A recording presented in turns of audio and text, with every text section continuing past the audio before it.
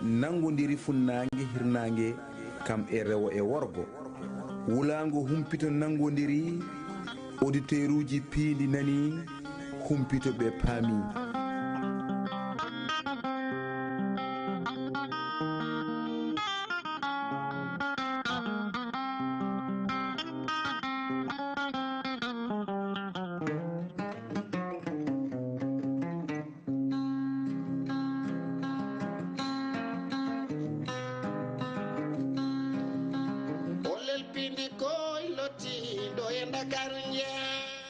jam Allah wale mon bandiraɓe musidɓe tedduɓe on calminama on jurama on bismama e yewtere mon olel pindi subaka no kewɗen wiide ni olel pindi subaka ko yewtere men nde kewɗen hebde e kala subaka tuganma 8h30 ha 9h50 e haalirde mon pindi radio yewtere nde ganduɗa kay ko altine ha wiyama ko ɗo woni aljuma jetti e jarnima bandiraɓe foof bandiraɓe musidɓe tedduɓe encore une fois bisimilla moon e yewtere moon olel pindi subaka hande noon ko alarba ena hawri e sappo lewru janvier hitande ujunnaje ɗiɗi e nogas e nayyi yewtere moon kadi arti no wowi ardude e kala saaha en jetti en jarnima mo ganduɗa woni Amadou Moussa Anne kañum ummiɗo joni e kabaruji men e ɗemgal Pular beltanimomo no fewi gorko mo Hammadi Hunare ko noon kadi beltonortoɗen dendagal ɓen ɓe ganduɗa ko technicien ji gonɗi e to ene to banggue e goɗɗo to mbawɓe walluden ha mbaweɗen nanede ha walla ni ha mbawɗen yiyede nde wonno eɗen e en direct chaîne men YouTube Pindi TV ko ɗon noon en jettan omo ganduɗa woni Gando Fadigali ko kañum hedanen to banggue radio to banggue téléga en jetti omo ganduɗa woni Oumar Ndiobo Sow ko kanko heedi to banggue régie et réalisation omo ganduɗa ko Djibi Dieng gorko mo Kanel kañum e waɗanen assuré caméra ji ɗi henne kono kadi en jettano mo ganduɗa woni Ali Fall to banggue réalisation walla mbiyen to banggue infographie ha e montage e ko nandi hen bandiraɓe musidɓe tedduɓe bisimilla moon e yewtere moon olel pindi subaka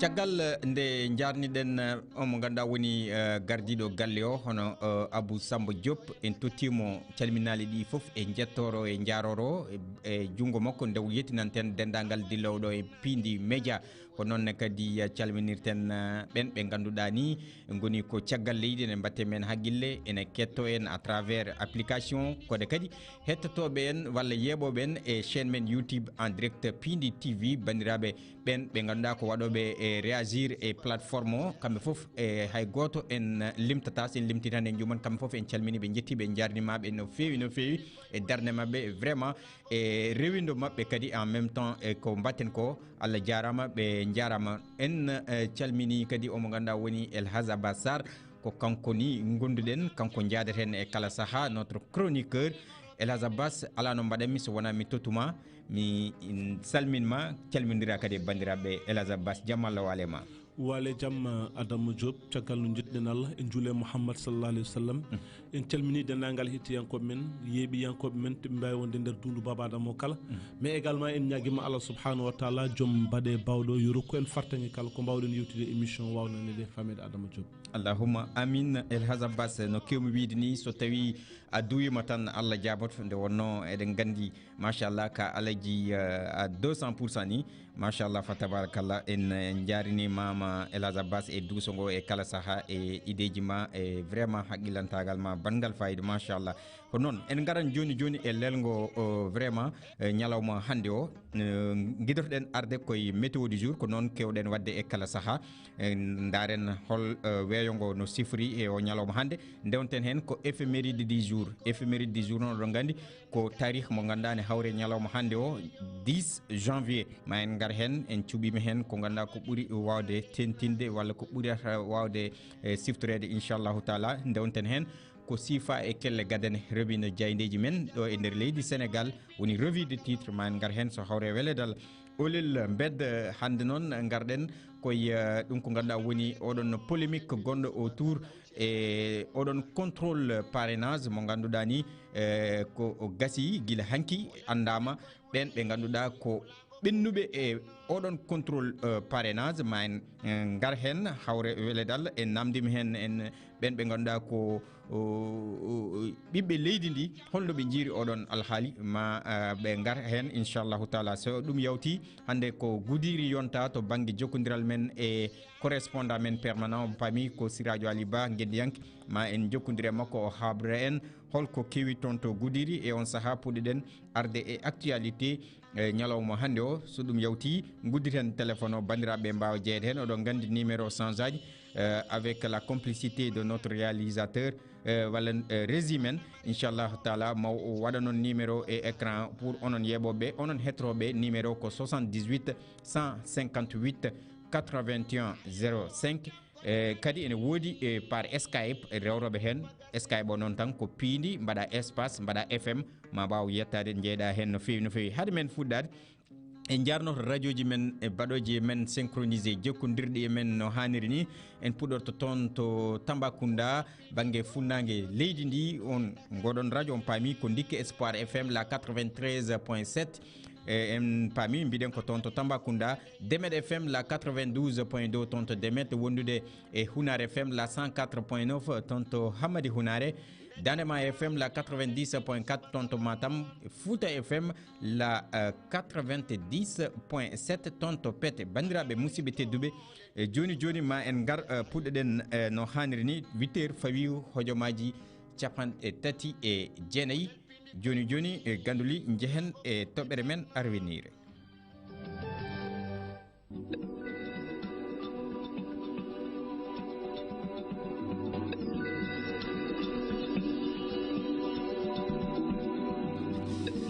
kono noon a jarama ganduli golle ma jooɗi peewi e paami e puɗɗortoɗen ko météo du jour kabaruji weeyo. hande noon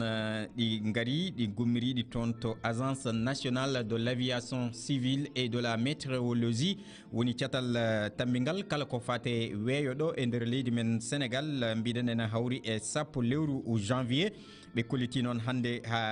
hande kadi ngu lekki ene jokki teskede e nder leydi ndi en ha tenti e ɗiɗon diwnuji ɗi taweteɗe hakkude leydi ndi ha to banggue worgo leydi to en. sa ɓeeti noon température o ma waw wonde hakkude capanɗe tati e jeegom ha wiyanma capanɗe tati e jeenayyi degré. ene jokki ha joni kadi teskede ɗum ko ganduɗa woni kiiɗo ngollon ɓuuɓol ngol ganduɗa kay koye jammo ha e wendogo de teskete. ɗum noon ɓe gandini ha tentini e banggue kadi ɗon nekkuji ɗi ganduɗa ene takki maaje ɗe en ɓe kolliti noon ɗum noon ene wawi ɓetede hakkude sappo e goho walla sappo e tati degré ha wiyanma nogas e ɗiɗi degré. garen e marée haute e marée basse ɗum ɗon noon ko joomen laaɗen hutortoɓe e maaje ɗe en maaje kajɗe ɗe surtout ɗum wonata towendi ɗiɗon ɗen bempeje. so wi ha woni 20h31 minutes ko 1m69 marée basse sangane maayo ngo jippoto 1h55 minutes ko 0,61 métre. so wi ha woni 4h03 ko 0,54 métre. garen ƴeewen holno finiri yoga e diwnuji taweteɗi ɗo e nder leydi men Sénégal. en puɗɗorto ɗo e lamorgo ngo Dakar e subaka hande o ɓe piniri ko nogas degré ɓe jogori ñallidde koye nogas e jeetati degré jeen ha toon to Thiès. Benedek ñaari gar noɓe kewi wiide ni wuuro woto ganduɗa kay wango garuji ɗiɗi. ɗum noon Thiès to banggue ni Tivaouane puɗɗortoɗen wuuro teddugo ngo ɓe piniri e o subaka hande ko sappo e jeenayyi degré ɓe jogori ñallidde koye capanɗe tati e joyyi degré. toon to Mbour ɓe piniri ko sappo e jeeɗiɗi ɓe jogori ñallidde koye capanɗe tati e joyyi degré. jen ha toon to Saint-Louis banggue Bango Dagana ɓe piniri ko sappo e jeenayyi degré ɓe jogori ñallidde koye capanɗe tati e tati degré. toon to Podor ɓe piniri ko sappo e jeenayyi degré ɓe jogori ñallidde koye capanɗe tati e joyyi degré. Louga toon nane ɓe piniri ko sappo e jeetati degré ɓe jogori ñallidde koye capanɗe tati e jeegom degré. toon to Linguére ha joni koye nder Louga keddotoɗen ɓe piniri ko sappo e jeenayyi degré ɓe jogori ñallidde koye capanɗe tati e joyyi degré. jen ha toon to Diourbel hakkude leydi ndi en ɓe piniri kammene koye sappo e jeenayyi degré ɓe jogori ñallidde koye capanɗe tati e jeegom degré. toon to Kaffrine ɓe piniri ko sappo e jeetati ɓe jogori ñallidde koye capanɗe tati e jeetati degré. Fatick toon nene ɓe piniri ko sappo e jeetati degré ɓe jogori ñallidde koye capanɗe tati e jeetati degré. Nokku mo ganduɗa ni nana jaɓɓi yimɓe hewɓe to banggue fina tawa e oɗon festival biteɗo Fesnac mo ganduɗa kay nan toon ni ha hooreji leydi ndi e tawtoranoma ha e ngallon guddigal. Ɗum noon bandiraɓe musidɓe tedduɓe ko noon e o saaha toon nena wuura ɗum ko ganduɗa woni e fina tawa. Kaolack toon nene ɓe piniri ko 22 degré ɓe jogori ñallidde koye capanɗe tati e jeeɗiɗi degré. Banggue Tambacounda Koumpentoum toon nene ɓe piniri ko sappo e jeenayyi degré ɓe ñallidde e ko ganduɗa kay woni e capanɗe tati e jeetati degré. Toon to Goudiri ha wiyanma ko ɗo woni Bakel ko toon ni jogorɗen yillade hande ñalawma o. Toon noon ɓe piniri ko sappo e jeetati degré ɓe jogori ñallidde koye capanɗe tati e jeetati degré. Matam toon nene ɓe piniri ko sappo e jeenayyi ɓe ñallidde e capanɗe tati e jeeɗiɗi degré. Jen ha toon to Kédougou ɓe piniri ko 21 degré ɓe ñallidde e capanɗe tati e jeetati degré. Kolda Sare Sukaɓe ɓe piniri ko sappo e jeegom degré ɓe ñallidde e capanɗe tati e jeetati degré. Toon to Ziguinchor banggue Bignona ɓe piniri ko sappo e jeeɗiɗi degré ɓe ñallidde e capanɗe tati e jeegom degré. Kaɓe Skirine ɓe piniri ko 20 ɓe ñallidde e capanɗe tati e tati degré. Jen gayniren toon to Sédhiou ɓe piniri ko sappo e jeeɗiɗi ɓe ñallida e capanɗe tati e jeeɗiɗi degré. Bandiraɓe musidɓe tedduɓe ko ɗum ɗo woni ko ummiren toon to agence nationale de l'aviation civile et de la météorologie. Ɗum woni catal tammingal kala ko fate weeyo ɗo e nder leydi men Sénégal. 8h fawi hojomaji capanɗe 4 ɗo e studio mon Pinde radio.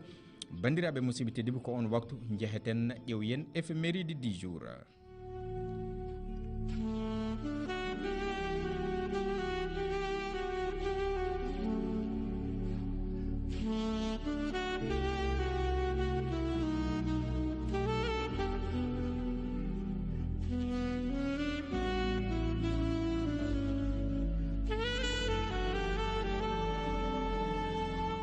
Éphéméride du jour mbiɗen hannde hawri ko sappo lewru janvier. Ɗum noon en ƴeewan arde tan e ko cuɓiɗen hannde ko ñalawma o noon mbiɗen hannde ko sappo lewru janvier. Ɗum noon en puɗɗorto ñande sappo lewru janvier hitande ujunere e temedde jeenayyi e capanɗe jeegom e goho woni 1961. Caggal nde Sénégal hitande fawi hen caggal nde Sénégal heeɓi ɗum ko ganduɗa woni indépendance mum. Nden noon mbiɗen ko nden mawnina ɗum ko ganduɗa walla mbiyen ko nden o mo ganduɗa ngenaɗo mawɗo trompettiste woni guttowo liitel ɗum koto banggue musique jazz. Taw noon ko Amérique najo ɓalejo biteɗo Louis Armstrong e wondude ni e ɓen ɓe ganduɗa kay ko yaadiɓe makko garno toon to ɗum ko gandanɗa hoorema woni e théâtre du palais ko noon noddirteno mo ganduɗa kay taweteno ko toon to angle de l'avenue Roume wondude ni e rue Carnot mo toon to Dakar. Ɗum noon noon andinama oɗon théâtre ma waw lomtinede ɗum ko ganduɗa woni e théâtre national mo Daniel Sorano ko ɗon nde o heɓti nde ɗon inde tigui rigui no hanniri ni taweteɗo toon to avenue de la République mo ganduɗa kay somi jumani ko on woni e guinniraɗo Macky Sall ko ɓoyani ko toon noon sen duttima e tarikh o woni toon udditano ko ñande sappo e jeeɗiɗi lewru juillet hitande ujunere e temedde jeenayyi e capanɗe jeegom e joyyi woni 1965 e gardugol omo ganduɗa woni hoorejo leydi ndi on saaha Léopold Sédar Senghor e nder kay tigui rigui wawde heblanade ɗum ko ganduɗa woni oɗon festival mondial des arts nègres guidiɗo e nder leydi Sénégal. Ɗum wonno ko lewru avril hitande ujunere e temedde jeenayyi e capanɗe jeegom e jeegom duuɓi jeegom caggal nde leydi Sénégal hebno ɗum ko ganduɗa woni indépendance. Sappo lewru janvier hitande ujunere temedde jeenayyi e capanɗe jeenayyi e nayyi 1994 nden siifa ɗo e Dakar oɗon ngallon nanodiral to banggue ɓen ɓe ganduɗa ko union économique et monétaire ouest africaine woni UEMOA mo ganduɗa kay garɗo lomtade ni ɗum ko ganduɗa woni l'union monétaire ouest africaine woni IMOA. ɗum noon noon andinaman tigui ni sosono koye ngallon nanodiral ciifodiral baɗanogal toon to Paris lamorgo leydi France ñande 14 lewru novembre hitande 1973 woni 1973. sappo lewru janvier 2015 woni hitande ujunaji ɗiɗi e sappo e joyyi ndeɗon noon ko welnere mawde nde ganduɗa kay wonno oɗon cérémonie pawgol tufere arwenire e toon to Touba e oɗon autoroute à péage Touba Thiès woni ila Touba ni ɗum noon noon ardino ɗeɗon golle ko hooreji leydi président Macky Sall ene wonduno ni e tawtorede omo ganduɗa woni khalife général des mourides on saaha ko Serigne Cheikh Sidi Mokhtar Mbacké. ɗum noon andinama noon ngolon lawol juutendi mum wonata ko temedere e 13 kilométre oɗon autoroute noon waɗɗino wanno ɗum financé ko walla financement mum tolninoma e koppereje ɗe ganduɗa kay ko 416 milliard kalis men CFA taw noon ko ɓen ɓe ganduɗa woni république populaire mo Chine. ɗum noon andinama noon ɗen golle ma mbaw duumade kine wona hakke e duuɓi tati. garen jokkiren gayniren ɗo henne ñande sappo lewru janvier hitande ujunnaje ɗiɗi e nogas woni 2020 nden noon ɓayna ngallon kuulal to banggue criminalisation to banggue jangu waddude ɗum criminalisé wondude ni e ko wiyete pédophilie yande e sukaɓe heccuɓe tigui rigui taw kay duuɓi munen ɓennani duuɓi 17 no ɓe mbiri ɗum ɗo hen wondude kadi e sanction ngaji ɗi ganduɗa kay ene mbawi ni nawde jomum dumbe taw ko dumbugol kaddi gurdam woni à perpétuité. ɗum noon noon wonno koye sanga tigui rigui oɗon dialogue woni nden yewtere wonnode toon to palais de la république en tawtorno ɗi partiji kewɗi ɗi ganduɗa kay ko partiji taweteɗi ɗo dilloji to banggue kay ko fate oɗon alhaali nde mbawata dilloje e haare beele ene darto kala ko fate fitinnaji jowtiɗe e alhaali oɗon. ɗum noon kadi ko nande société ji ɗi ganduɗa kay ko société civile en wondude ni e agence uji taw ko jeeyaɗi e terɗe fedde gotagu windere ngallon kuulal noon fuɗɗorno waɗa voté to à l'unanimité woni taw ko yimɓe foof jaadi hen ɗin député ji foof gooti taw hay goto lundaki kadi hay goto wiyani ene muñi. ɗum noon noon ko wonno ko ñande 13 lewru décembre 2019 toon to suudu saɗɗiji mo leydi Sénégal gasi ha laaɓi ceer éphéméride men ñalawma hande o ene hawri e sappo lewru janvier e Lazabas kewɗen wadde e kala saaha mbiɗa sikki wonko teskiɗa hen e alhaali oɗo éphéméride mo kalɗen. eyyi ɓurɗen teskine tan ko baɗal maggal ngal gandanɗa hoorema ko pawgol tufere arwoniri on ɗon autoroute ila Touba wonno ko ñande sappo silo hitande ujunnaje ɗiɗi e sappo e joyyi toon to Touba ene tawtorano ɗum hoorejo leydi ndi président Macky Sall également aussi ne tawtorano ɗum khalifa général on sin Cheikh Sidi Mokhtar Mbacké. ko ɓuuri hen fayde ndi woni lawol ngol ngol juutendi ko 113 kilo mais également aussi watno ɗum financé à tout entier ko dawla Sine république du Sine kamɓe ni ɓe mbaɗi financement kino tolno e 116 milliard ɗum woni ko waɗa e on ɗon ɗum ɗo kadi happu o kadi ko duuɓi tati e duuɓi tati vraiment liggeyo foof kadi enen foof kadi en jiidi kadi vraiment liggeyo kadi rewi lawol waɗi fayda no hannirtinede caggal ɗum ɗon tan ko garten tan e sappo encore lewru janvier hitande ujunnaje ɗiɗi e nogas nen gandi on ɗon loi mo ganduɗa hoorema ko viol o waɗama ɗo bon bin waɗi kam artirde ɗum tan à chaque fois joni kadi ene yiite malgré o wotama à l'Assemblée nationale à l'unanimité way par ce que ala député cali ɗum guila le 30 décembre 2019 par l'Assemblée nationale mais ha hande way kono ko hande ɓuri latade ɗo e leydi par ce que chaque jour subaka Allah pinda fof annana ka mbaɗno hanki ren eɗen kalatno hen voilà ko noon a jarama Elhadj Abass golle ma jooɗi peewi bandiraɓe musidɓe tedduɓe oɗon e jeeɓa télé moon Pindi TV en direct yewtere moon Olel Pindi subaka to banggue radio tourné kadi oɗon hen tigui rigui so tawi won arɓe joni eɗen e dawal men gongal ko joni joni jawtaten e dawal men revue des titres woni ko siifa e kelle gadani revue ne jaareji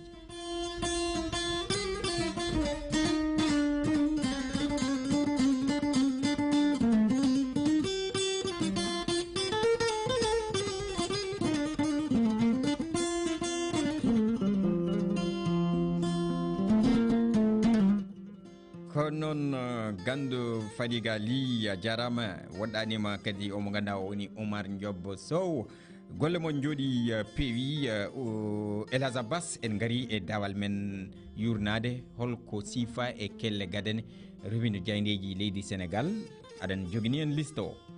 ko noon Adama Allah jarama garen tan juste e enen timiɗo e jayndeji sappo ko holni ɗi dawri hande Adama ko noon Elhadj Abass jayndeji ɗi hande kañum fof ɗi kariti e alhaali oɗon parrainage mo ganduɗa hay contrôle mum no mbiruɗen nane gardidi ko hankkini gasi e andama no foti candidat ji ɗi ganduɗa kay ɓenni e oɗon contrôle parrainage kino wona hakke nogas e goho somi jumani woni candidat ɗum noon Elhadj Abass kono ɓeɗon foof enen kokka happo ñande e nogas lewru janvier ande définitivement hol fotɓe jeeyede e ɗiɗon sonngoji tijjaɗi nande nogas e joyi lewru février e hitande nde gonɗen nde Elhadj Abass kono noon jayde le soleil holno dawri hande Adama jayde le soleil gendiri nde kayre kam mbiyen ari koye gueɗe goɗɗe ko ɗum woni ko pudortoɗen to banggue ni coftal balli ganduɗa kay hoorejo leydi ndi président Macky Sall eɗen gandi e o saaha kam koye hanki wonno tottugol ɗum ko ganduɗa woni drapeau ara ray mo leydi Sénégal ɗeɗon baroje leydi ɗi ɗo gandi e o saaha ni ɓe jettima toon to leydi Côte d'Ivoire e nokku biyeteɗo Yamoussoukro Elhadj Abass e konngude hoorejo leydi ndi président Macky Sall o wi nous vivrerons au rythme de vos buts o andini tan e ɗen baroje leydi Sénégal yoɓe gandu heddiɓe gayane ɓe Sénégal naɓɓe honɓe ɗo e nder ville ha e bundi wuuro ɓurgo famdude e nder leydi Sénégal yoɓe gandu aɓene mbatte mabɓe haqqillaji kadi ko biwuji ɗiɓe jogoto markodi toon ɗi jogori dillinde en e kala saaha ɗum woni ko jayde le soleil e finiri Elhadj Abass jayde info l'info kayre nde ari kangane koye haala gokka koye alhaali kay ɗum ko ganduɗa woni ɓeydugol to banggue 10% woni temedere kala nde ƴeftuɗa sappo ene ɓeydi e ɗum ko ganduɗa woni jobdele ɓeɗon taw ko retraité en e toon to IPRES woni nokku tigui rigui dariniɗo ɓeɗon ɓe ganduɗa kay ko gaynuɓe golle munen wonɓe e foftere munen ɗum noon woniniɓe nouvelle moƴƴo belɗo nande ɓen ɓe ganduɗa ko retraité en Elhadj Abass kono noon jayde le quotidien kamɓe ɓe garti e jeu de mots mabɓe e alhaali parrainage o tigui ko ɗo natirten e oɗon parrainage ɓe garti noon e alhaali kay ɓeɗon mennoɓe wonde hooreɓe jagorde ɗo e nder leydi Sénégal no mbirten ɗum ni PM woni premier ministre no ɓe mbi ko petit modèle P petit M modèle ɓen noon ko hollum koɓe keɓani fartangue tigui e ɓennude e oɗon contrôle des parrainages hayso tawi ɓe meeɗino wonde premier ministre e ɗo e nder leydi Sénégal woni holɓen woni Souleymane Nene Ndiaye wondude Abdoul Mbaye Mimi Touré ɓeɗon kam e o saaha ɓen ko noɓe nodiri ɗon or course ɓe jeeyatake e ɗe e gonɗon doggol ko wona ɗum ko noon Idrissa Seck wondude e Boun Abdoulaye ɓen kam hayso tawi meeɗino wonde e hooreɓe leyɗe ɓen kam Allah dandi ɗumen e oɗon alhaali Elhadj Abass nde wonno kamɓe ɓe keeɓi ɓennude e oɗon contrôle parrainage kono noon vox populi koye kande ɓe jokki kammene ɓe mbi kina wona hakke nogas e goho candidat e nder ɗiɗon candidat ji tollinoɗi e 93 Elhadj Abass e ko ɗiɗon nogas e goho tan nde keeɓi kam ɓennude e oɗon parrainage contrôle kono noon jayde les échos les échos kamɓene kadi ɓe garti koye oɗon second tour woni deuxiéme tour mo ganduɗa kay yurnitade ɗiɗon parrainage uji ko hanki gasno Elhadj Abbas andama ɓe mbi e nder hen noon 12 ɓen ko miraculeux ko gueɗe ɗe ganduɗa tan kawniɗe ɓe ɓenni en 12 ko wonnon hen ko kadi tato ɓen wiya hen tato ko ɓe mennoɓe wonde horeɓe jagorɗe no mbirɗen ni ɓen tato horeɓe jagorɗe kam koko mbiya tep Elhadj Abbas goɗɗum ko tawete e nder ndeɗon jayde alhaali Macky Sall e ɓen ɓe ganduɗa ko baroɗe leydi Sénégal nde tottirtaɓe tigui rigui oɗon araray Macky Sall konguɗi mawɗi ɗi suuti e oɗon cérémonie to banggue ni ko fate alhaali damordi ko meeɗani nanede e ko meeɗani yiyede en tout cas ɗum woni ko horeji leydi ndi haalde ɓen ɓe ganduɗa ko fédération sénégalaise de football jayde enquête kamɓene ɓe jokki koye oɗon parrainage ɓe mbi kina wona 12 candidat ɓen kam ɓenni e oɗon deuxiéme tour yurnitade tigui rigui oɗon contrôle parrainage ɓe mbi noon e nder hen hol secret ji ɗi ganduɗa ɓeɗon holno ɗi secret ji ɗi ndewi sirluji ɗi jogui ha keeɓi rewde to ndewi ɗo ha keeɓi ɓennude e alhaali o Elhadj Abbas ɓe garti e ɓeɗon 16 goto foof e sirlu mum kono noon jayde l'observateur nde groupe Futurs Médias nde woppani kaɗon de caggal haka jokki to alhaali contrôle dossier parrainage o waɗaɓe hen rekkale ɓe e wondude ni e ɓeɗon destin mabɓe mbaɗaɗo piégé ɗum noon ɓe jaydiyankoɓe garti hen ɓe garti kadi alhaali Macky Sall e wondude e ɗeɗon baroɗe leydi Sénégal match de grandeur ɗum noon ɓe kaali hen ko heewi e nder hello mabɓe 12 goɗɗum kadi to alhaali ɓeɗon ɓe ganduɗa kay ko fiyoɓe mburu wiɓe kollilɓe ti kañumen jahata grève kofata juuɗe munen ɗum noon ne kadi mbiɗa andi man garo hen e nder e jewteɗe ɗon ha ini toon to Kër Massar Kër Mbaye Fall jafoɗon guelon cuulel jiitinogel ene seere fittandu mum e nder oɗon oto de gueɗe ɗeɗon ɓe garti hen en tout cas ko gueɗe ɗe ganduɗa kulɓiniɗe Elhadj Abbas Sarr ha to banggue réseaux sociaux woni watteɓe toon arnaque to banggue kalis funtiteɓe ene e kalisaji mumen ene ñaame e nder ɗiɗon réseaux sociaux ji jayde yankoɓe ɓe goppani ɗum ɗo foof Elhadj Abbas subaka jayde l'évidence Ousmane Sonko e Bougane out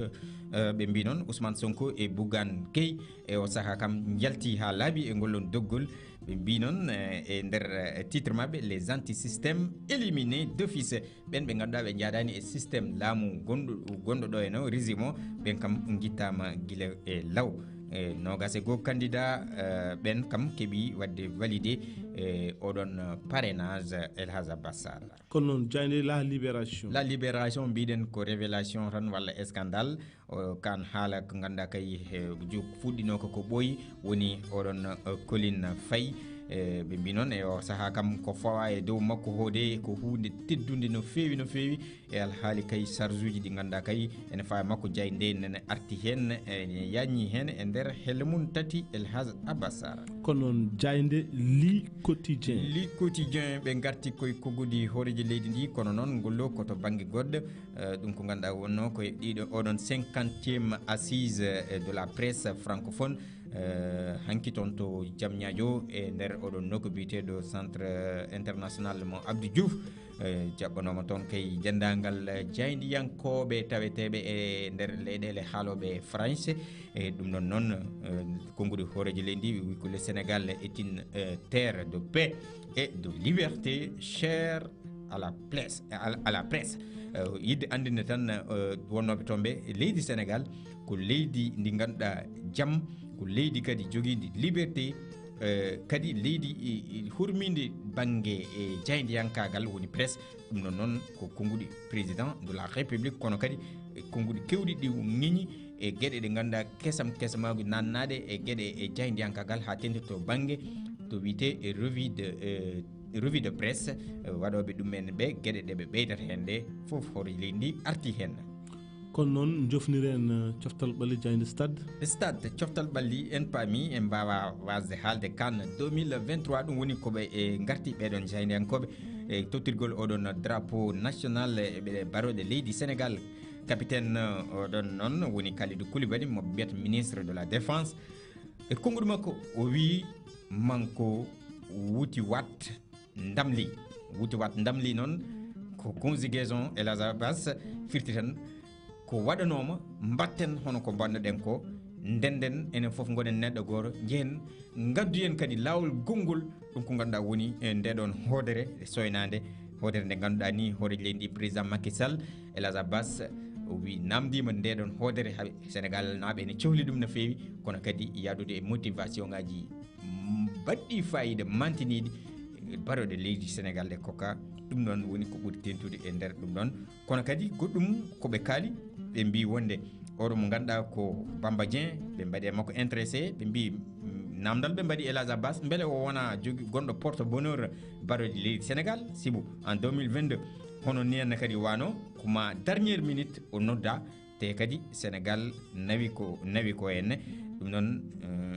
gam mbaw wi tan amin ya rabbil alamin Allah yo won porte bonheur Sénégal naɓe cohli oɗo deuxiéme coupe walla mbiyen deuxiéme étoile Elazabas gasi ha laaɓi ceer ko noon Adama Allah jarama a weltanama no fewi e ma sikki ɗo jofniɗa ɗo ko ɗon tan garten woni kuberi ndi ganduɗa hoorema ga baroɗe leydi Sénégal nan jaɓani conquête on ɗon en kettima hanki kongi hoorejo leydi ndi beela sikkani omo yiiɗi kuberi ndi ara haade makko woppude leydi ndi ko noon bien sûr évidemment saabu sa yino ñañirtaɓe ni wallahi billahi kadi ko engagement mawɗo laamu ngu jogui to banggue coftal ɓalli ha tenti fuɗkol ngel enen foof eɗen gandi ɗum ɗon engagement mo ganduɗa pattam lamiw mo ala e nokku déjà ni hankin keeɓi hebde hen annonce to banggue jencude ndi vraiment ko hunde wande fayida mawde wiya wonde ko hunde nde haqqillaji ni mbawa jabde mbiɗa andi ma en gandoyi ɗum exactement kadi en keeɓino kabaru o waɗino ɗum doublé ko waɗano golto e 2022 ko o waɗino ɗum doublé ni to banggue e ɗum ko ganduɗa woni baroɗe leydi Sénégal goto e mabɓe foof ma waw hebde kina wona hakke million ngaji 6 walla 9 somi jumani kala barodi leydi Sénégal wondude e staff o foof e ko yaadi hen donc ɗum ɗo foof ko motivation en jii wona e leyɗele ene jogo caɗele ni hay joureɓe ko ɓoyani ko ni e kabaruji Amadou Moussa Anne ko ɓoyani ko e keeɓi nande leydi Gambie ɓen ni woni ɓe poɗɗen fottude premier match men toon ɓen nena en duha kaɗon haala wayno mbaɗa he dans de très bonnes conditions donc kam Allah dandi équipe mo leydi Sénégal eɗen gandi laamu ngu ene wattori vraiment fuɗkoyngel ngel no hanniri ni Elazabas ko noon Adama yo Allah addanen kuɓe ndi saabu ene sohla no fewi mbiɗa andi ene jeeya e deƴƴere leydi ndi ko ganduɗa hoorema vraiment so ari ene waɗa stabilisé leydi ndi no hannirta ni ko wona ko ɗum beela hawnaki Adama Mimi Touré Abdoul Mbaye Souleymane Ndéné Ndiaye ɓeɗo tata foof en goto foof woni hoorejo jagorɗo leydi Sénégal hande ɓe mbaɗama recalé taw ala ko waɗi recalé so wona probléme aji parrainage beela a sikkani koko no hawni est ce que photo koye mabɓe walla holɗum potta wawde ɓerde photo quoi ko noon Elazabas ɗum ɗo hollirta tan wondema hoorejo jagorɗe firtani wonko gandanɗa firtani ko an jogui gueɗe ɗe foof eyyi firtani gueɗe ɗe keddi tan ɗo holliri gueɗe ɗe keddi tan koye laamu ngu en entité mi anda sa faami jimi wiide ko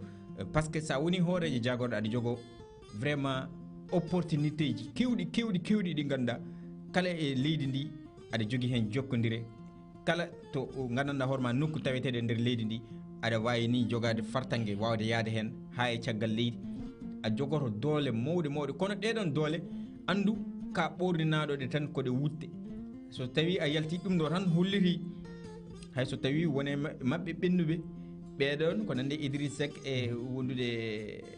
Boun Abdoulaye Dione ɓeɗon ɓe ɓenni kono en jii difficilement ko wondude caɗele mawɗe no ɓe ɓenniri e oɗon contrôle parrainage ko wiide tan doole ɗe ndekete hay jagorɗo goto woto sikku kañum tan personnellement jogui doole ɗe doole ɗe ko dental dental waɗata doole ɗum woni ko yimɓeɓe keewi wiide e kala saaha ko noon Adama Allah jarama ceerama ko doole tigui rigui kadi fitti ko wona a woni gardiɗo jagorɗe leydi Sénégal tan a humpitima constitution no lelgo mum no yarata e foof e ɗum waɗi kala en kaɗa waɗa moƴƴi kamen kadi ko bitta hanirta ni ɗum en addanma jangge jaam mbasa dañde ñiŋore en addanma jangge jaam ti passe vraiment hono hannirta ni en ɗum noon yo Allah faabo en tan ha leydi men wawa darade surtout élection ngaji tan kadi ne tiwɗi Adama Diop kono noon Elisabeth a jarama 9h fawi hojomaji jeetati ɗo e studio men piidi radio tigui rigui ko noon jokkirten kadi ɗum ko ganduɗa woni yewtere nde en en garan joni joni e olel bedda mbiɗen kalten koye alhaali oɗon parrainage ni mo ganduɗa ko yarde atayi kañum woni ko yardete atayi ɗo e nder leydi Sénégal ha e caggal leydi diaspora Sénégal naɓe foof koye oɗo alhaali goni koye oɗo alhaali kalata ɗum taabi noon mbiɗen pourquoi pas en namdata hen ɓesguli ɗi ha tentini dilloɓe to banggue dawrugol holno ɓe jiiri oɗo contrôle parrainage en jurnotako hen jahan kettoɗen garten e commentaire so hawre welede Allah ganduli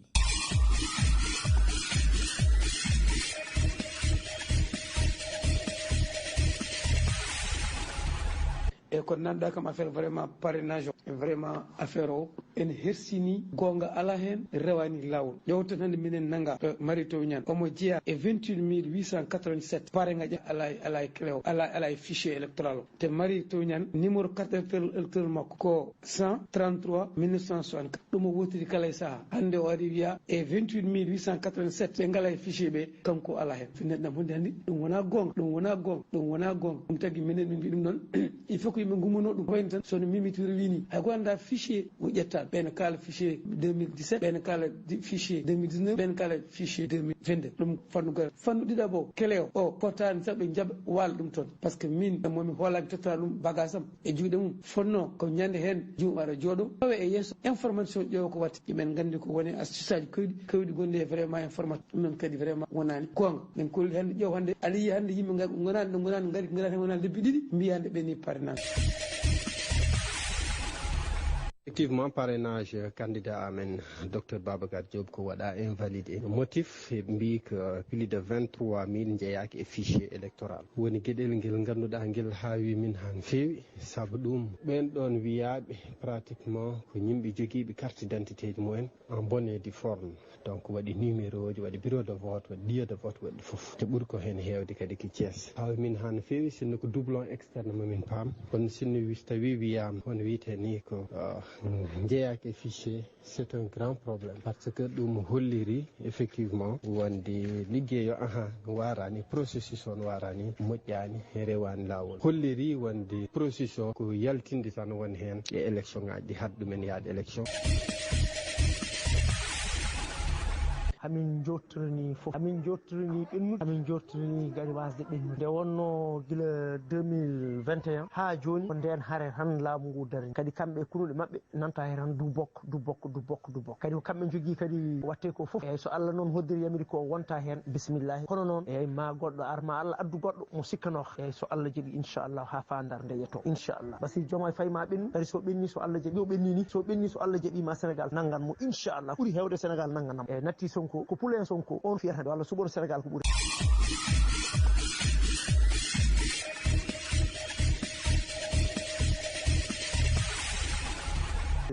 ko noon Allah jarama ɓe jarama Elhadj Abbas ɓeɗo goni ɓe mbeɗnoɗa sawdu haalirde de piindi radio golle ma en jooɗi peewi tigui rigui ɓe goto foof en keeɗima ɗum presque en paami vraiment ko ɓeɗo kam lidduruji mumen en jeeya e haɗaɓe yaade ɓe naggaɓe ɓe wiyaɓe teɓɓe kono kam mbiɗa andi hayso jurna hen joni e commentaire ma en garto e hen inchallahu taala. tato ɓe ko gontiɗo Mary Teuw Niane holliti wonde kanko ɓuuri musdemo foof ko inde Mary Teuw Niane wiya e wonde ala e fichier électoral alors que élection ngaji ɓennuɗi wooti goɗɗo aussi holliti presque la même chose bon battidiɗo aussi ko ex Pastef ɓe kolliti wonde kamɓe ɓe tijjino ɗum ɗo kono yo Sénégal naɓe jaggu ma surprise ar parce que ma goɗɗo ar taw ko almudo Ousmane Sonko wonno dero hokki hindini o hokki indi Diomaye Faye bon allahu alam en tout cas ko wayen wonde fof mi wi e wonde conseil constitutionnel pour min jaggim ɓe bittat tan eyyi sa yawran tan tawat ko mata won ko mankiraɗa pour min ko ɗum jaggi ene wawi noon wonde goɗɗum le contraire fawnam ɗon junggo ma en gartu hen par ce que ɗon minen tourni haqqillam no feewi en jiiɓi no feewi gonnoɗo e liste électorale après à un moment donné wiye omo jeeya ele 28000 waɗaɓe recalé ɓe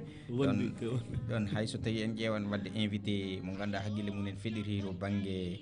to banggue informatique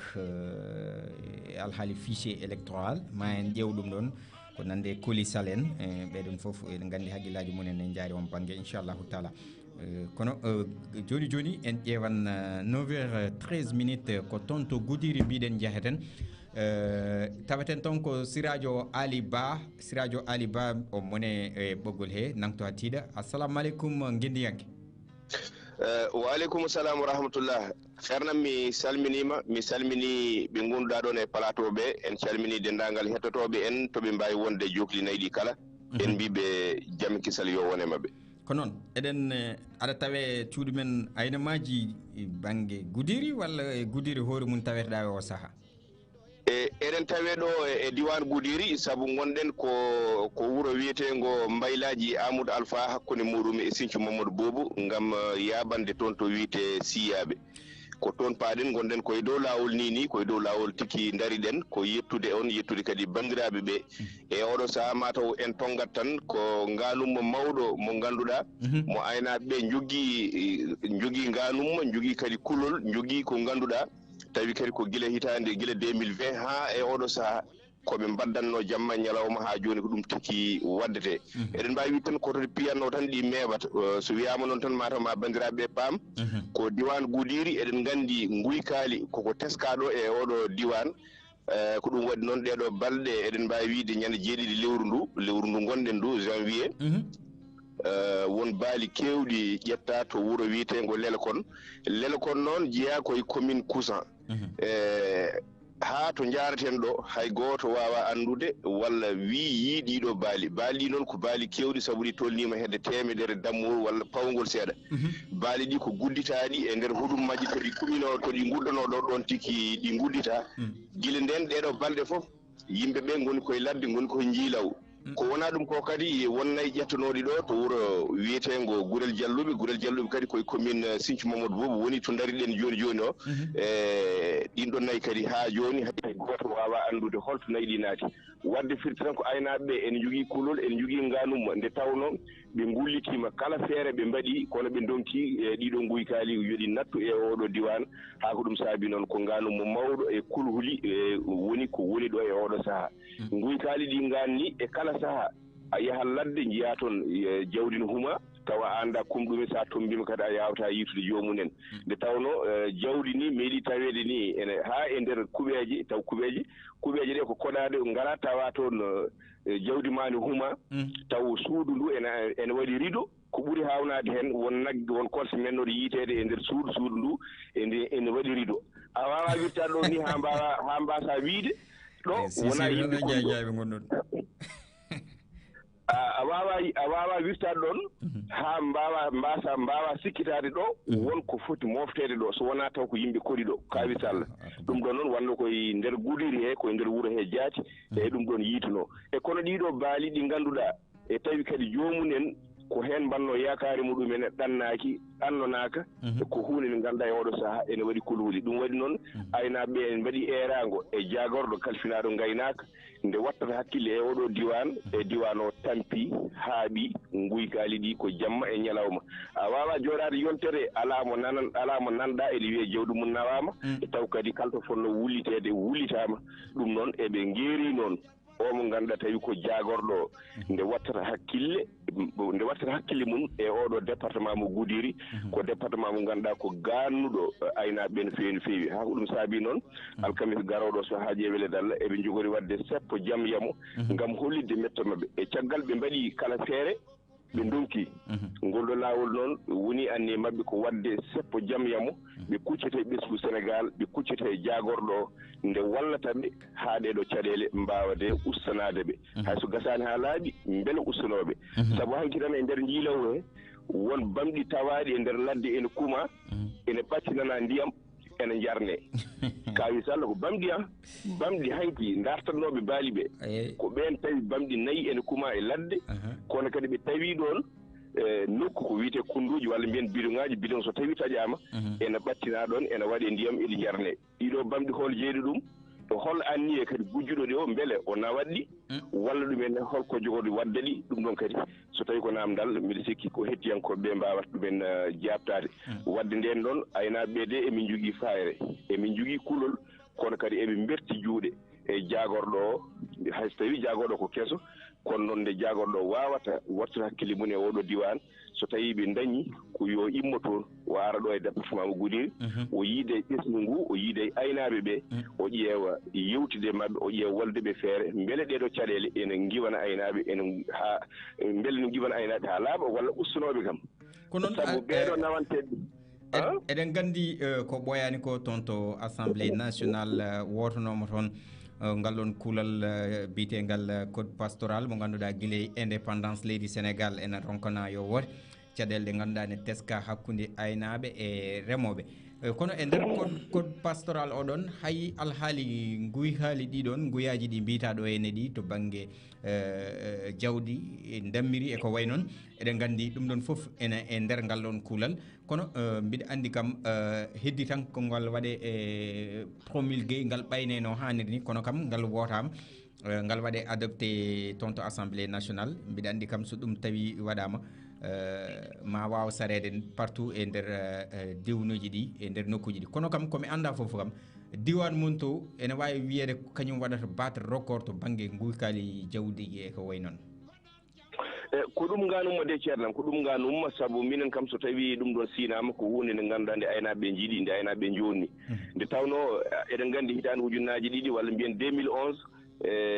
guyka ka ganduɗa ka meeɗa wadde nder leydi Sénégal kene tolno e temedde joyyi e kolso sappo kirtama ɗon e nder lewru woturu ɗum ɗon ko kawis hay goto meeɗa yiɗumen mbiɗa sikki nder réseaux sociaux ji fof yiyanoma taw kadi ko guyka wonɓe ganduɗa ni ko hen jiiti nayyi muɗumen e guuri kirsaɗi gara jiiya hen marque ma taw nayyi ma ko gujjunoɗi e te on ɗon gujjo bannoɗo ɗumen o ene wayno ha oɗo saaha hay hunde ala ko waɗa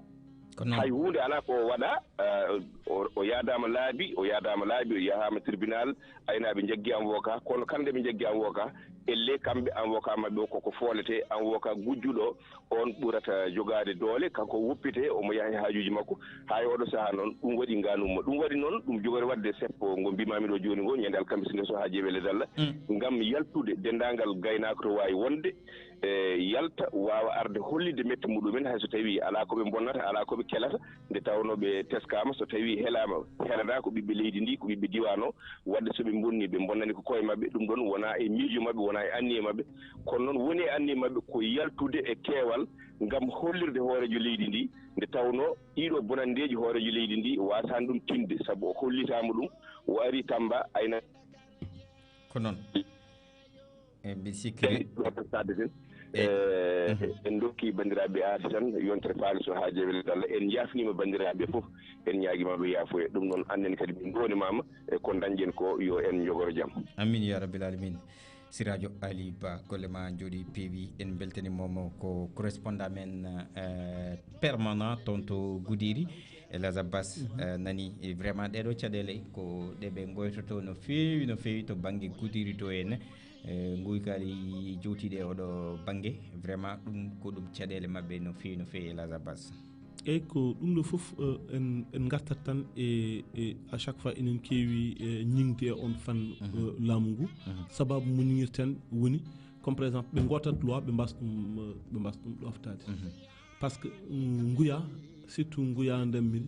vraiment koko waɗano criminalisé sa ƴeewi koko waɗa criminalisé mais malheureusement walla je sais pas mi anda hono mbiyanmi ɗum on kam en tout cas wadde respecté hen hannirtinede en waɗi hen fannu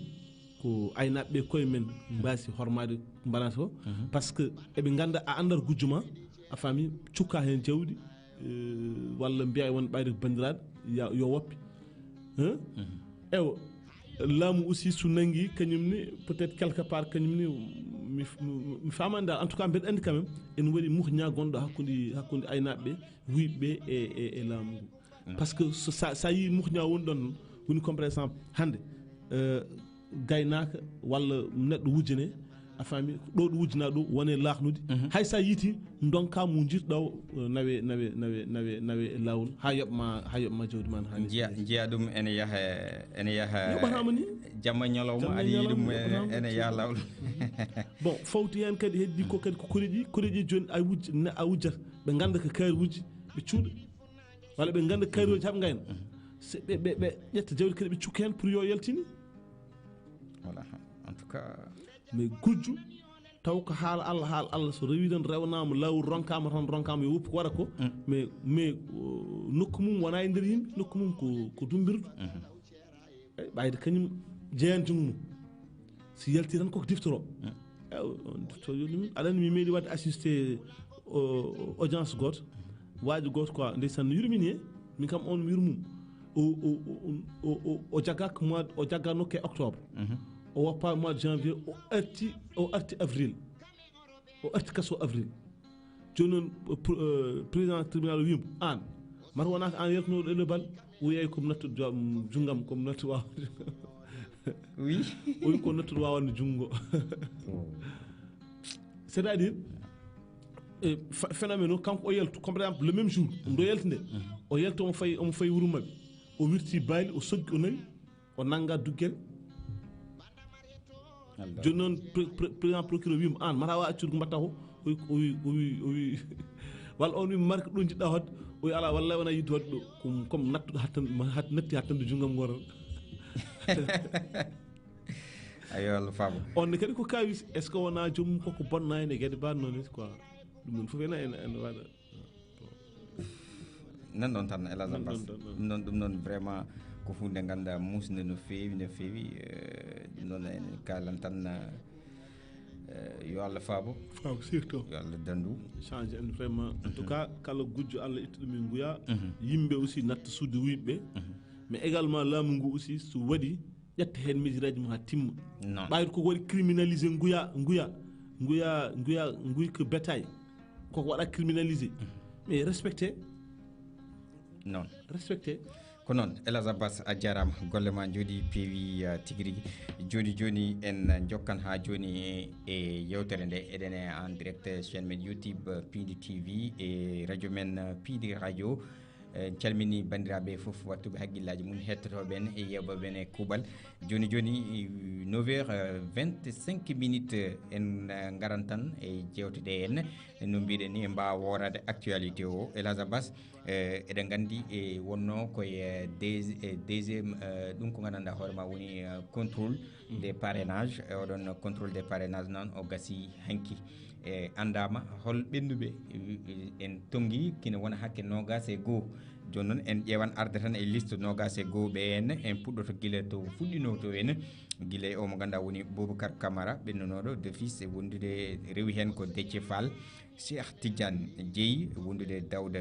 Ndiaye Karim Wade Habib Sy Khalifa Babacar Sall Anta Babacar Ngom Amadou Ba Rose Wardini Idrissa Seck Aliou Mamadou Dia Serigne Mboup Papa Djibril Fall Mamadou Lamine Diallo wonduɗo mo ganduɗa wiyete ko Mouhamadou Boun Abdoulaye Dione e Elhadj Malick Gakou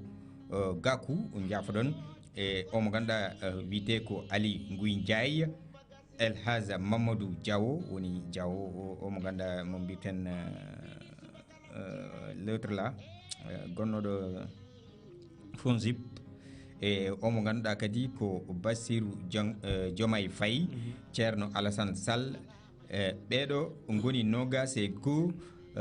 ɓennuɓe e oɗon contrôle parrainage Elhadj Abbas kono noon pour anden ganden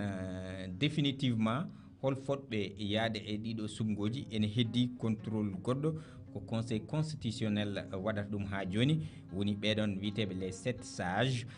Elhadj Abbas ene andna ɗum wonata ko ñande nogas lewru ndu gonɗe ndu janvier nden andete sénégal naɓe gandata hol bulletin ngaji no foti ɓe jogor wotoyde ñalawma vote woni hawrata le 25 lewru février e hitande nde gonɗen nde toujours Elhadj Abbas 21 candidats ɓennuɓe e premiére oɗo contrôle parrainage est ce que aɗa ɗamini ma waw seɗede ha heddoyo hakke joyo no wano e élection ɓennunoɗo ni walla oɗo 21 nogas e goo candidat eɗen ɗamini ko ɓuuri 5 candidats. Eh bon, en fait, in wawi wonde min mbeɗa jogui yakar ma en gartu ha gonen 5 sababundi sa ƴeewi gummiɗen ɗo gummiɗen ke temedde ɗiɗi e capanɗe jeegom e jeegom eɓe garti ha capanɗe jeenayyi e tati eɓe garti joni ham gonti nogas e goho en wawi ɓe tello haɓe gonon joyyi par ce que sa ƴeewi décalage chiffre ji tan andat carrément en wawi wonde 266 wanno déclaré 266 à 93 de 93 à 21 donc ça veut dire que définitivement men gar ha 5. Ah bon? Ouais. Attention de. Non, définitivement men gar ha 5. Oɗo élection a sikkani ma won élection ɓurɗo cherde to banggue koppereje e leydi Sénégal. Aɗa andi par ce que mbiɗa andi min nombre de ɗum ɗo no jirumini ko jogor hewde. Non, mo won élection ɓurɗo sattude mais y aura tout le temps parce que 5 famɗide Elhadj Abbas min mi wima 10 woto yejjid ene wawi wonde 10 adama goto fof pronostic mum mbimi wota hay darotow ɓe ganduɗa wonɓe plateforme ɓe kamɓene aɓena e jeeɓen goto fof yo windu pronostic mum no foti candidat ji ɗamini par rapport e ɓeɗo candidat ji ɓennuɓe woni nogas e goo ɓe no foti candidat ji fotata heddade pour yahoɓe de toute façon c'est ɓayini rek c'est bindi kamɓe enen min ɓayini ɗum boro min kollir vraiment que ok ma haal quoi mais adama woto yejjid aussi hono wiyete ni ko ene heddi gueɗe jeenayyi kamɓe oɗo ko gueɗel gotel tan ko parrainage tan eɓe jewtuɗude en heddi gueɗe jeetel goɗɗe ɗe ganduɗa hoore men ene foti yurnitede gam wonde candidat présidentiel il faut jogoɗa ɗeɗo gueɗe jeenayyi gueɗe jeenayyi ɗe henne mi sikka aɗa jogui liste o aɗa wawi aranden hen gueɗe jeenayyi ɗe il faut que jogoɗa certificat de nationalité sénégalaise ɗum ko goho gueɗel ɗimen guel jogoɗa carte d'identité CEDEAO taw ko hakkude duuɓi ma ene goni hakkude duuɓi 35 e duuɓi 37 75 ans jogoɗa 3 extraits de naissance moins de 6 mois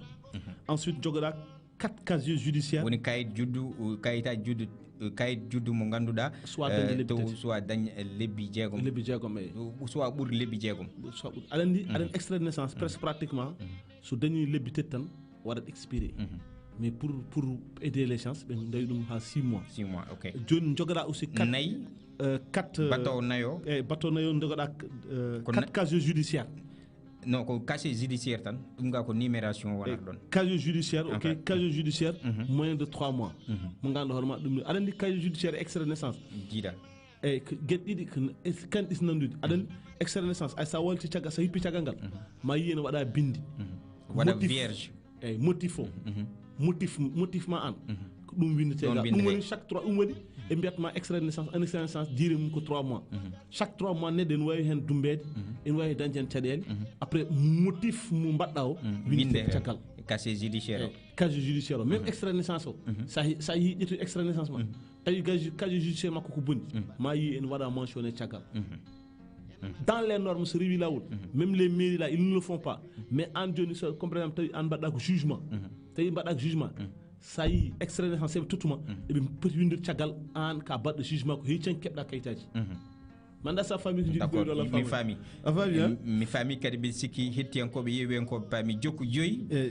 donc joyaɓo o woni keɓa attestation investiture woni attestation mo gandanɗa hoore ma ko fedde waɗma ɗum ɗo walla ko coalition parti walla ko ɗum ɗo en tout cas coalition baɗɗo légal mo ganduɗa hoore ma ko kañumen mbaɗma investir mbi e wonde yaya han ɗumen walla taw ni taw ka candidat ay ɗo noon ko kalɗa ko puɗɗa haalde o foof ala caɗele ay ɗo 5e point o ko ɗo waɗata probléme jeen jokken 6 ko liste parrainage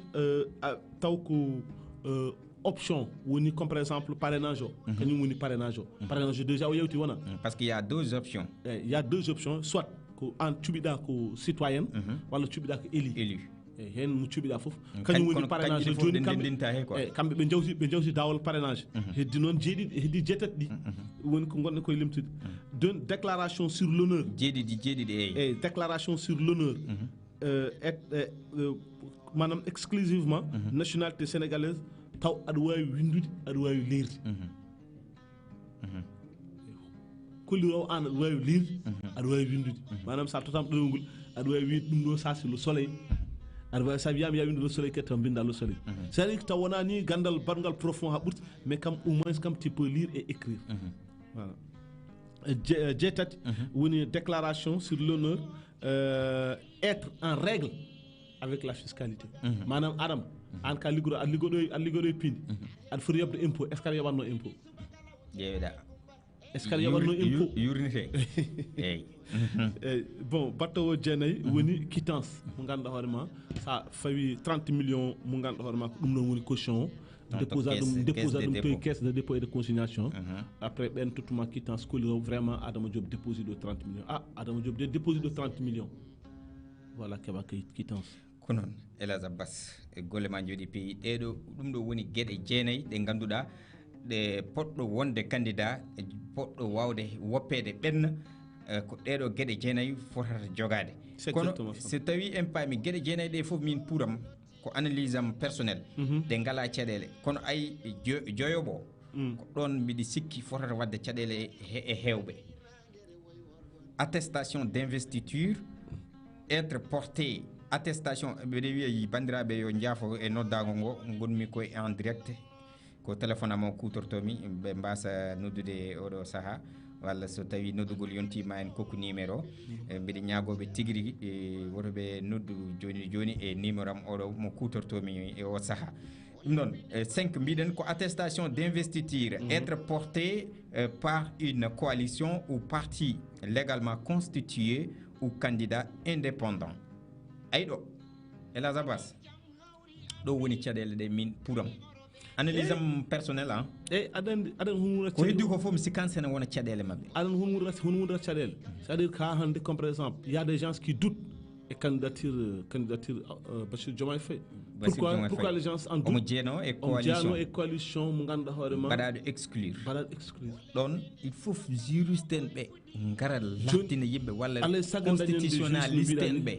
ngara laftinana yimɓe des spécialistes sur cette matière voilà so ngari ne wawi peut être ma mbaw haalandema no ɓuuri laaɓirde par ce que il va falloir que impérativement dañan des juristes ganduɗa hoorema ma mbaw joɗade ɗo sur e plateau inchallah e ballal notre directeur Amadou Moussa Anne mode hetti en mbiɗa andi en ƴewan des juriste ƴewen on constitutionnaliste goto foof hokke ko jeeyi ko hayso tawi eɗen wawi taw an won witto ngo mbaɗɗa hen won witto ngo mbaɗmi hen kono ɓurɗen yidde ko jomumen jeyɓe ɗumen ɓe gara ɓe kaala ɗum taw wona Mahamdoulé Mamoudou. Très bien. Voilà. Merci beaucoup Elhadj Abbas golle ma jooɗi peewi en kaali politique no feewi kono noon kadi en jokkan hayso tawi jaltan seeɗa e politique hande hayso tawi politique o kadi hande il faut ko waɗe cadré e par rapport e kuule ɗe ganduɗa ko sénéra waɗi ala ko mbawɗen hen ko noon en ɗoftoto ɗum tan kono en mbawa wasde haalde Elhadj Abbas e oɗon assise 50e édition assise nationale et internationale mo mbiɗen ɗeɗon ɓen jayniyankoɓe taw ko haaloɓe ɗemgal Faresh hanki waɗino toon to Diamniadio no mbirumi ni président Macky Sall ardinoma oɗon alhaali ni kono won konnguɗi kewɗi ɗi teskiɗen o suuti toon Elhadj Abbas konnguɗi ɗi henna kadi il faut gadden ko ɗi gonga to banggue jaydiyankoɓe ɗo e nder leydi Sénégal eɗen jiiya vraiment to banggue revue des titres to revue de presse aji batteɗi e nder presse aji ɗi e nder média ji ɗi souvent eɗen jii hen gueɗe ni Elhadj Abbas en hirsini en mbiyani enen ɓuuri andude walla goɗɗum non ko constat par rapport e kuule ɗe ganduɗa ene jangguine toon to sesti ene jangguine e école aji ɗe ganduɗa jangguinoji jaydiyankagal mbiɗa sikki wonko waɗete hen won gueɗe ɗeɓe ɓeydata hen grain de sel uji ɗeɓe ɓeydata hen ɗi ɗum ɗon ko théâtre ene woodi kuule ɗe joomumen poti haadde donc ɗum ɗon jiya waɗa actualité no président Macky Sall haaldiri ni wonta watta yardede ata e nder leydi he taw ko hunde nde ganduɗa woodani ɗum ene jeeya ko addata fitinnaji e nder leydi ko haɗata leydi yaaji e yedde donc ɗum ɗon mbiɗa sikki min mi waɗi jugé nécessaire artirde nde ɗon toɓɓere e ɗin konngudi président Macky Sall haali toon ɗi par ce que jaydiyanke wona sara e nder société jaydiyanke ene jeeya e tambiɓe deyre leydi donc ko seɗete ko c'est très important seɗe sette haadema saktirde étude et déontologie oɗon aɗa adama ko ɓuri ko en muusi sah woni comme par exemple hande woni utilise oɓe micro éthique et déontologie pour won utilise oɓe micro pour bonnude nguuru ma mi comme par exemple ko titre o manam ko yi ko e journal haala ɗum mais taw wadde hen joni fof mbiyata ko dak sa ganat faj sa sohla min ko kalami ko mi haalani ɗum pour ko ɗum ɗo woodi mais kalami ɗum ko pour vraiment ham waw yiwdema ham waw dañdema ko metti waw haaldema konguiɗe ganduɗa ma ɗi fawaki lawol mais ko journal wi ko walla ko winda ko walla ko woodi ko rew hen tan rew e ko woodi ko mbasa haalnude ɗum lamɗam no mbiɗani mbasa wadde hen mbasa mankinde mbasa ɓurtinde mbasa hoto mankinde woto ɓurtinde hattane ko winda ko walla ko jiiɗa ko walla ko tawaɗa ko mais sa wi an joni ko tawaɗa ko walla ko jiiɗa ko walla ko winda ko ya waɗ en ha saf eyyi ha beele voilà beele ɓesgu voilà ɓesgu wanma attiré ainsi de suite walla hen sah waɗɓe hen profité gueɗe munen no pamirta donc ɗum ɗon foof Elhadj Abbas ko hunde ganduɗa ene ɗum nini no feewi ene hulɓini ko importance arte kono noon kadi président Macky Sall deñi e yeeso ɓen arnoɓe foof Sénégal ko leydi jaam Sénégal ko leydi hormide jaydiyankagal Sénégal ko leydi ndi ganduɗa liberté e ɗum ɗon woni ko waɗi par rapport e souvent ko jiiten caggal leydi ene kalmise Sénégal ko ene wawi taw ɗum ala hen ɗum noon ko hunde wande fayde e gasi ha laaɓi kono en gayniran oɗo information kesso pour garɗo to banggue oɗon galle biyetenoɗo Keur Yërmande galle yurmede mo ganduɗa on paami ko omo ganduɗa woni Ndella Madior Diouf ɗum ɗo ɗum ñawore nde ɗon kay yani to banggue guygali bébé e ko sukaɓe toon to pépiniére oɗon kanko vigile o woni denowo wondude complice mum ɓen kam mbaɗama condamné ɗum ɗon kanko joni keɓden ɗum ɗon jaggono guila alhaali oɗon tigui rigui omo ganduɗa woni Jean Noël Ndour wondude e complice mum Aminata e nder hen noon taw ko lebbi e jeegom wonata ferme ɓe leloto Elhadj Abbas ɗum ɗo ko nouvelle mo ganduɗa kay ari joni jayni journal o kadi ne holliri hen tigui rigui les échos eɗen mbawi hebde e mayre tigui rigui oɗo kabaru goto mabɓe foof waɗama amande kene wona 200 000 francs capanɗe 4 ujunere so tawi tan en kaaɗi ɗo henne waktu joni mbawen uddide ɓoggol ngol bandiraɓe kadi jeeya hen e 78 158 81 05 piindi espace FM mbiɗa sikki won garɗo to banggue téléphone ga assalamu aleykum musidɗo. waaleykum salam. no mbaɗɗa aɗa selli Kanduli no mbaɗɗa Diop woni ɗo ko Adama Diop Ganduli ko technicien ko Adama Diop wawi jabadama wondude e Elhadj Abbas Sarr bisimilla ma e yewtere nde bisimilla ma e yewtere nde Amadou Diop hayra maddarma bisimilla min paami Amadou Diop bisimilla mi salmini mi juurimama Seydi Diop bisimilla Diop mi salmini Elhadj Abbas Sarr mi salmini Elhadj Abbas Sarr ustu radio ngo mi salmini mi juurimama Seydi Diop on jarama yalla yoɓon moƴƴere amin amin min beltanima ke kabaruji ɗi jarama kabaruji ndewi lawolde kabaruji ndewi lawol machallah est ce que jarama no fewi Seydi Diop yo Allah juuni balɗe moƴƴude battane amin amin Diop aɗa mi duwanimama ko daña ko mbaɗɗa ko yo Allah waɗen barke amin amin ya rabbal alamin Diop o barkino yen tawtere amin Diop amin a naati noon kadara nder kilif jarama yalla fewnu malda Allah jarama Seydi Diop ko jil ko ala yalta Seydi Diop amin jarama Seydi Diop jarama yalla moƴƴina jilde kala de walla jokko heddal amin Seydi Diop allo o ɓoccirima mbi sikki amin Allah jarama won goɗɗo gonɗo e ɓoggol he to banggue Skype Elage Abbas. allo assalamu aleykum. waaleykum salam. Abbas Sar Adama Diop on calminama. a salminama Saydou Bari. ko Saydou Bari to kay heeɗi. bisimilla. min beltinima min nani yimɓe duwano mais min ganda ko ɗum ɗo fof kono yo Allah fewndemo wawi duwere fof. amin ya rabbil alamin. ala ko jaam on diwanoji men to kam minen ga min celli on jeeji alhamdulillah. ko jaam tan ni alhamdulillah yettere Allah. on kam mboɗo wawi wi tan ko wonno temedɗiɗi ko fawi ha arti e capanɗe jeenayyi ha arti e capanɗe ha arti nogasi goho firti ko ha joni tami on koye sedde tan mo ɗamini ɗo no Abbas wi ne wawi ara ha joya walla jeegom min kam mboɗo wawi ɗaminade hedde oɗon banggue. ah bon. kono kamɓe fof so ari ha hedde ɗon yo Allah ƴewne ɓurɗo moƴƴude e meɗen par ce que dañde laamɗo moƴƴo walla laamɗo bonɗo ɓuuri jooɗade wasi ala laamɗo. kadi laamɗo waɗa laamɗo ko wawi wonde fof ñagoɗen Allah tan yo Allah adda men ɓurɗo moƴƴi. amin ya rabbi. ndente e peewal ɗum ñaguiɗen Allah. amin min tuur noon ko ɗum ɗo ko caknoɗo haako makko maɗo haako koko waɗi. Mimi.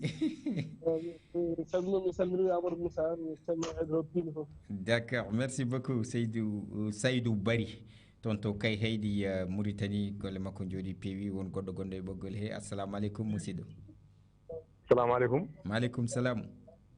Calminama on juurama kadi on beltanama. Assalamu sangot. Kabruji kadi ndewi lawol. Sangot. minen haalama hannde heewata heen no feewi tan wala mbeɗa anndi ko seɗete ko gawri sene une tan so tawii ko koye njugori yiileede heen il faut conndi ndi yaltine e boowal eeyi ceŋle ɗe kadi ndewa heen kadi njaha haa heddoo koye ɗe potata heewde e ndeer gawri he gawri ɗon heewri ndi fof so nde unaama ko heddoto koko seeɗa ɗum ɗon noon ko noon tan wayi kala mo jeeyaka heen yo anndu jeeyaka heen tan faama tan ko noon foti yaarude mbeɗa ɗamini min hoore ngam diwata joyo walla jeegom hikka ukkata no feewi mbeɗa ɗamini ɗum noon yo Allah wallu tan yo Allah waɗ suturu mi salmini on mi juurima on amin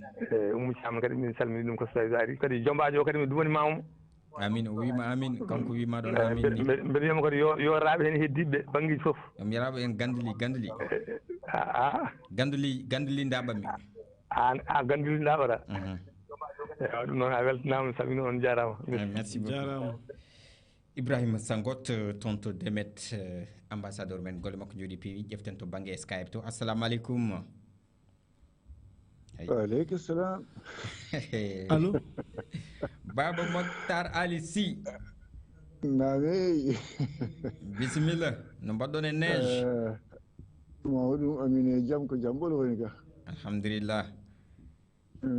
so wona tan minen koye jamma min goni ono noon goɗɗoyi ko noon to mbiya toon ɗo nefere minen min goni koye désert allahu akbar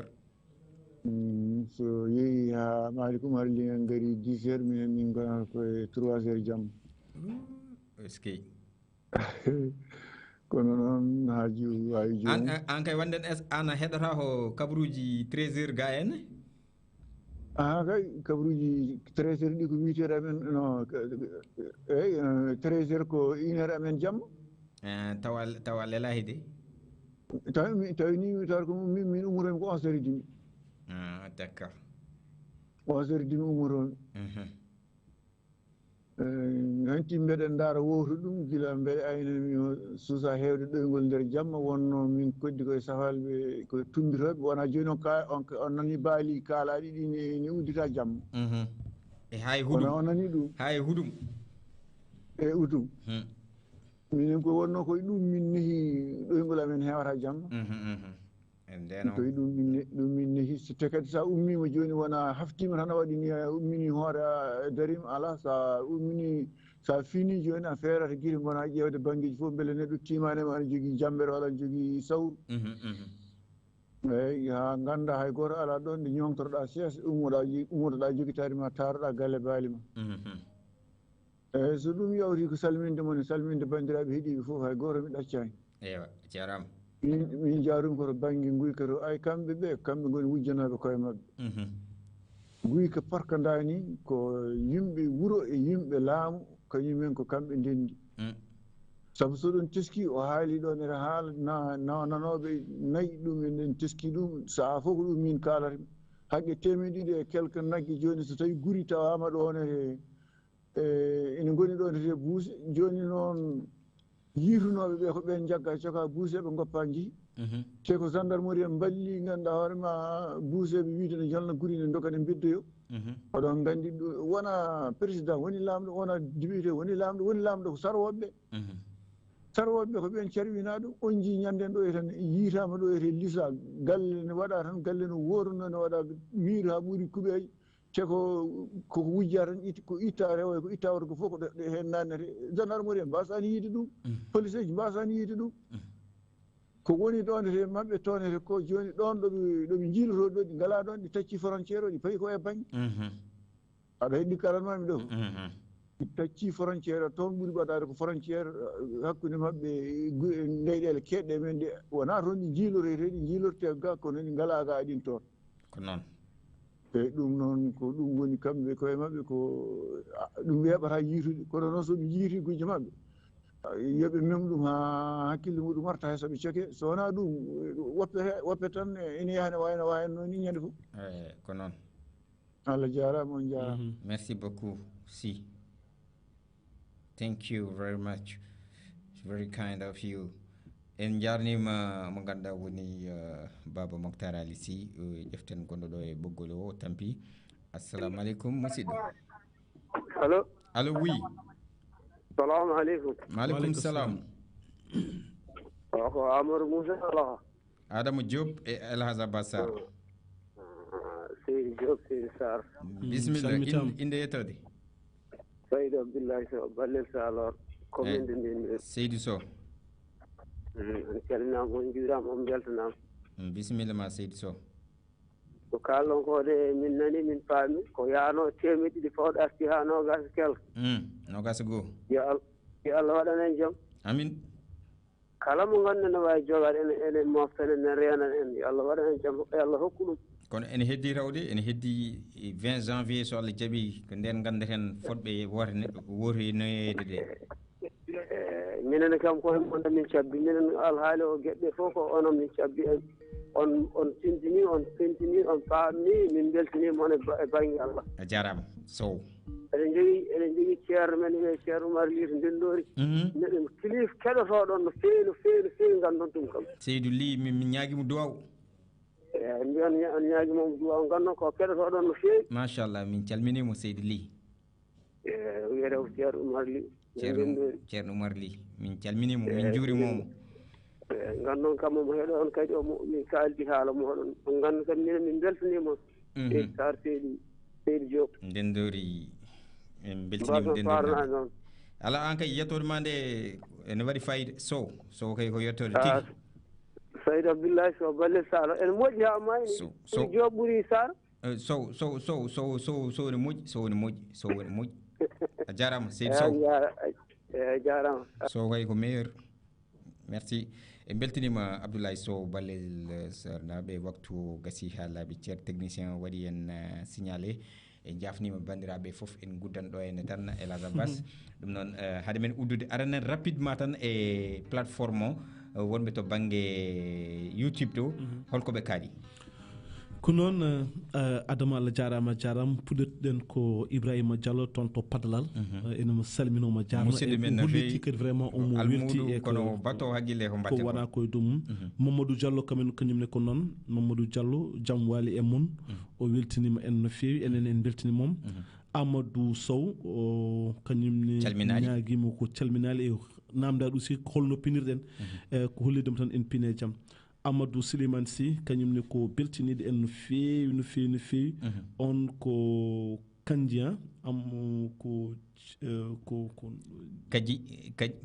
Kandji Sy eyyi Kandji Sy to demet quoi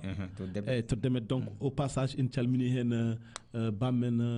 o windi koy page o ganda Amadou Souleymane Sy voilà wite ko kanji si en calmini hen également bammen Mamoudou Sy mo gandanɗa hoorema vraiment enen beltanomo no fewi enen gandi ko gorkajo dariɗo so Allah enen namdo aussi cellal ɓandu makko no wayi en calmini également King Flam aussi ne weltano trop on kam ko danaka auditeur 100% Moussa Dia également tilniɗo kewruji kewɗi Samba Moussa Anne mbo calminten au passage ko gote frère c'est notre frère ko frère merci Samba Moussa Anne salminama depuis West Foire manda Nord Foire Abdoul Thielou depuis Goudans toujours on toujours vraiment ara Oustaz Sow comme vraiment hewan wonde oustaz mais kanko waɗi pronostic o waɗi pronostic makko o holliti wonde ko 5 candidat jogori 5 kay min kay minen jaadi minen jaadi 5 wona sosode hewan wara ɓurde 5 ko noon a jarama beltinima mbayden bandiraɓe eyyi ko noon en beltinima bandiraɓe kala en jarnimoɓe surtout mais également aussi en beltini Mama Dieyna Mbaye vraiment mo gandanɗa hoorema à chaque fois hakkille mum nene e meɗen enen jarnamo no fewi en jarni aussi bandiraɓe demetnaɓe kala enen mbiyaɓe kamɓe hayre law surtout ceerno men ceerno Mansour Ba en beltinimaɓe kamɓe kala hande en nanani monsieur Dia en nanani aussi Oumou Thiamen donc kamɓe kala yettiyankoɓe men yeeɓiyankoɓe men kala ɗum mbawi wonde eɓe beltanama eɓe jarnama Adama Barrow wattindima arde joni kañum ni enen mbiyamo Allah jarama mi andano belko Adama Barrow mbo Gambie walla mo jogaten fiide ɓe ko noon on beltanama gasi ha laaɓi cer en jarnima notre technicien Gandoli to banggue radio en jarnima to régie Oumar Diobbo Sow caméra Djibi Dieng infographie montage les fall foof en jarnima bandiraɓe musidɓe tedduɓe Allah jarama radio ji men Dik Espoir FM 93.7 ton to Tambacounda Demet FM 92.2 ton to Demet Hunar FM la 104.9 ton to Hamadi Hunare wondude Danema FM la 90.4 Fouta FM ɓen ko 90.7 ton to Pete bandiraɓe musidɓe tedduɓe Allah jarama on jarama ma on keɓ yewtere mon joni to banggue radio ɗo en holno pinirɗon Amadou Moussa Anne ardate mon e olel janggo so hawre welede Allah en direct Pidi TV et en direct Pidi Radio Allah jarama on jarama